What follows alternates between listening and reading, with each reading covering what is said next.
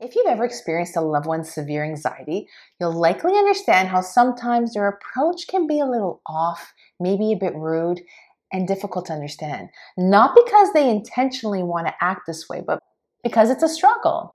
In this video, I talk about the various ways an anxious person may react to a situation in hopes to generate within you awareness, patience, and compassion. Welcome to my channel. I'm Mel and I'm a registered holistic nutritionist. On this channel, I simplify nutrition and holistic wellness with a large focus on mental health.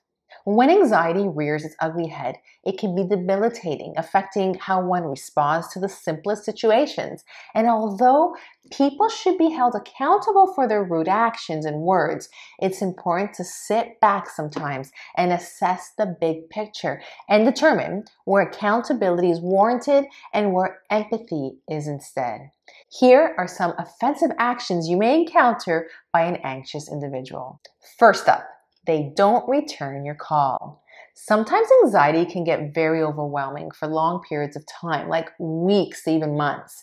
And the longer it goes, the more chronic it becomes. Within these times, some anxious individuals prefer not to talk to anyone and instead isolate themselves from the outside world. So if you're trying to get in contact with someone to check in on their state and they don't pick up or return your call, don't be offended. It's definitely not about you. Next, they cancel last minute.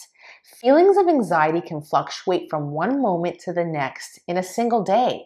If you're feeling balanced and calm in the morning, it doesn't mean things won't change by the afternoon or evening.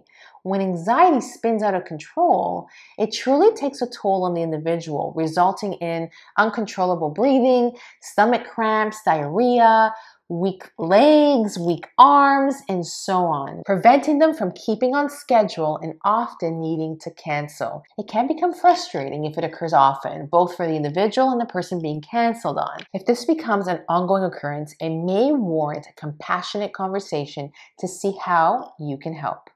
Guys, if you're enjoying this video so far, please consider subscribing to my channel below for more similar videos on all things nutrition and mental health. Next, they tend to talk about themselves. Anxiety can become obsessive with ruminating thoughts, constantly plaguing on the mind. And when thoughts roll this way, it's all an anxious person can think about and speak of. It truly has nothing to do with them not caring about your issues or concerns. It just means that the individual is stuck in their head and feels trapped. This is when they need the most support. And lastly, they zone out.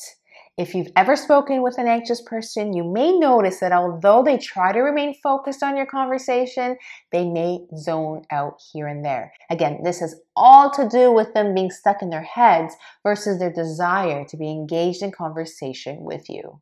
My friends, anxiety is tough, not just for the individual experiencing it, but for friends and loved ones within their circle. As I already mentioned, this doesn't mean that those with anxiety shouldn't be held accountable for their rude actions, but it's important to do so with compassion and understanding. Guys, I hope you found this video helpful. See you in the next one.